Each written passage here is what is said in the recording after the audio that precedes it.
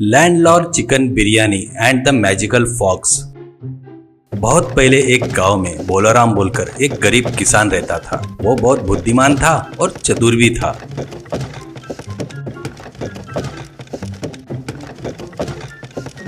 इसलिए जमींदारों के बाजू में ताकतवर बनकर और गरीब किसानों के लिए भगवान बनकर रहता था। उसी गांव में जगन्नाथ करके एक जमींदार रहता था। उस गांव के किसान सभी उस जगन्नाथ को ही अपनी फसल बेचते थे। जगन्नाथ बहुत ही कंजूस और लालची था। किसानों को बराबर भाव नहीं देकर सताते रहता था। इससे वो लोग कभी भी गरीबी से कभी उबर नहीं पाए। एक बार भोलाराम जगन्नाथ को अपनी फसल नहीं बेचने का निर्णय लेता है और फसल हाथ में आते ही पड़ोस के शहर में जाकर अपना धान बेचकर आए हुए पैसों से तगड़े मुर्गे खरीदता है और एक शिकारी को पैसे देकर 2 लोमड़ियां भी हासिल कर लेता है। उन दोनों में से एक को रूम में बांधकर दूसरे को संकल से बांधकर अपने साथ घुमाता है। जगन्नाथ एक दिन अपने एरिया से जाते रहता है तो भोलाराम मिलता है। तब भोलाराम, बाबूजी आपकी फसल तैयार है, आप जब बोलोगे तब आप ले जा सकते हो, ऐसे कहता है। तो जगन्नाथ, वो तो ठीक है रे, पर ऐसे लोमड़ी को पकड़कर क्यों घूम रहा है? वो भाग नहीं जाएगा क्या? भोलाराम, गया तो भी तुरंत वापिस घूमकर आएगा, ये मायावी लोमड़ी है करके बताता है। और देखते क्या इसका जादू। कहते हुए भोलाराम उस लोमड़ी से कहता है, तू जाकर अच्छी मुर्गी लेकर आ, कहकर उसके गले की संकल खोलता है। संकल के खुलते ही वो बहुत तेजी से भागती है।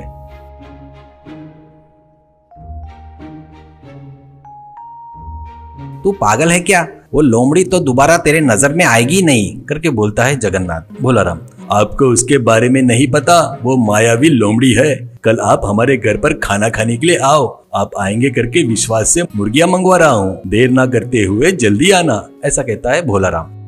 अगले दिन दोपहर तक बढ़िया खाना बनाता है भोलाराम। उसका घर कुछ ही दूरी पर रहता है। तब उसको बिरयानी के मसालों की खुशबू आती है। वहाँ खाने के टेबल पर कई प्रकार के चिकन के आइटम बनाकर अलग अलग थालियों में तैयार था। अरे भोलाराम, तुम्हारी लोमड़ी कहाँ है? उसको भी लेकर आ, वो भी अपने साथ खाना खाएगी, ऐसे कहता है जगन्नाथ। अरे उसको क्या जल्दी है जी, पहले अपन लोग निपटाएंगे, ऐसा कहता है भोलाराम। दोनों लोग मिलकर खाना खाते हैं।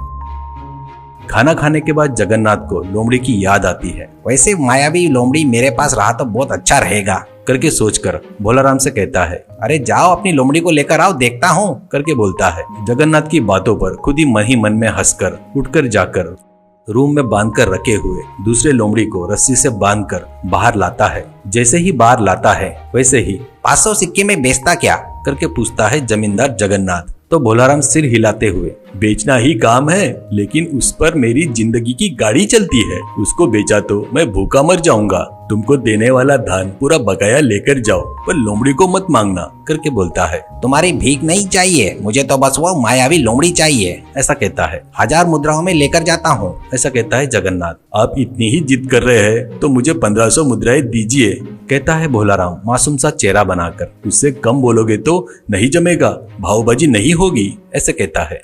जगन्नाथ खुश होकर 1500 मुद्राएं देकर लोमड़ी को लेकर जाता है।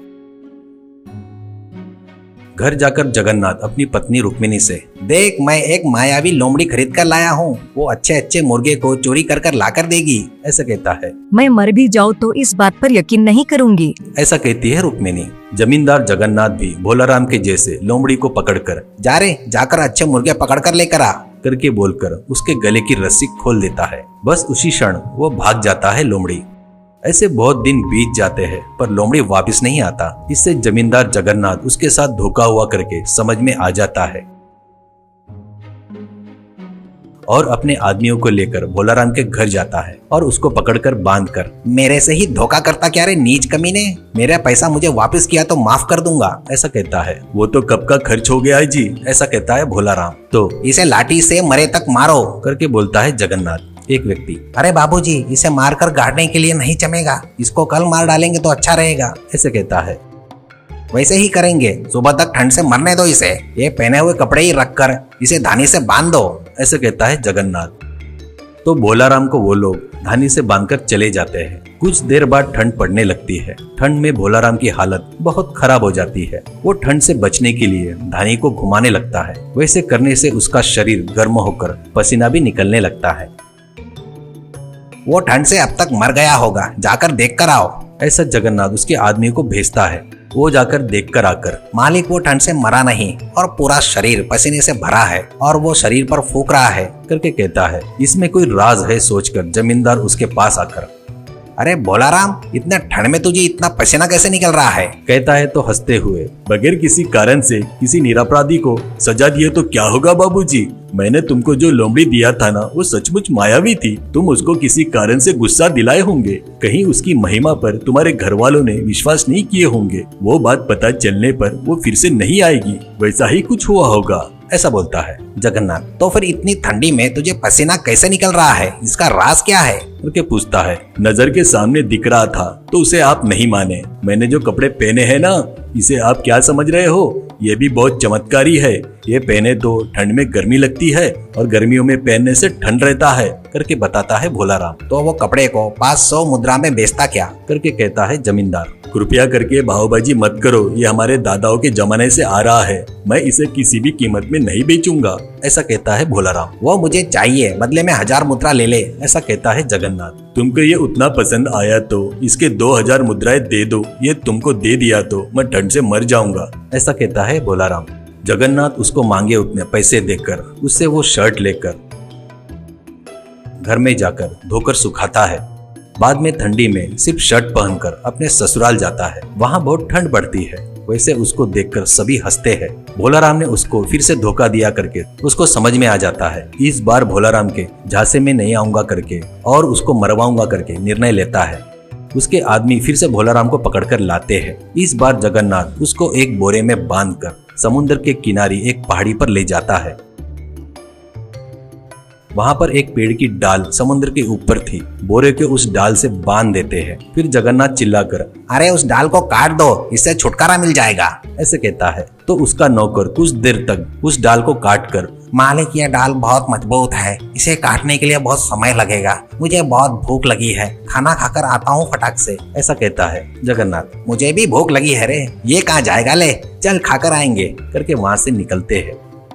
वो जाने के बाद भोलाराम, मुझे नीचे उतारो करके चिल्लाता है। इतने में जगन्नाथ के ससुर जी लाल किशन अपनी लड़की को देखने के लिए उधर से आ रहा था। वो आवाज सुनकर, कौन है करके चिल्लाता है। भोलाराम उसकी आवाज पहचान लेता है। उसको कुबड़ है करके भोलाराम को पता भी था और कोई भगवान जैसा आया है सोचकर, नीचे उतारो बाबूजी, मेरा कुबड़ गया है करके बोलता है। लाल किशन, कुबड़ गया क्या करके बोलता है। तो आपको पता नहीं होगा, इस बोरे में बैठे तो कुबड़ ठीक हो जाता है। मुझे उतारो, आपको ही पता चल जाएगा। हमारे लोग अब तक आ जाने को होना था, पता नहीं क्यों नहीं आए। फिर से यह बोरा ले जाकर जिनका है उनको दिए तो वो लोग 1 घंटे के 100 मुद्राएं नाक पकड़कर वसूल करेंगे, ऐसा कहता है भोलाराम। वो बात है क्या, मुझे भी कुबड़ है, मुझे भी थोड़ी देर बैठने देता क्या, तेरे को 100 मुद्राएं देता हूँ, ऐसा कहता है लाल किशन। तो भोलाराम कैसे तो भी करके बोरे से बाहर आकर लाल किशन को उस बोरे में फिर से पेड़ के डाल को बांधकर अपने रास्ते से निकल जाता है। बाद में जगन्नाथ अपने आदमी के साथ आकर पेड़ के डाल को काटकर समुद्र में गिरा देता है।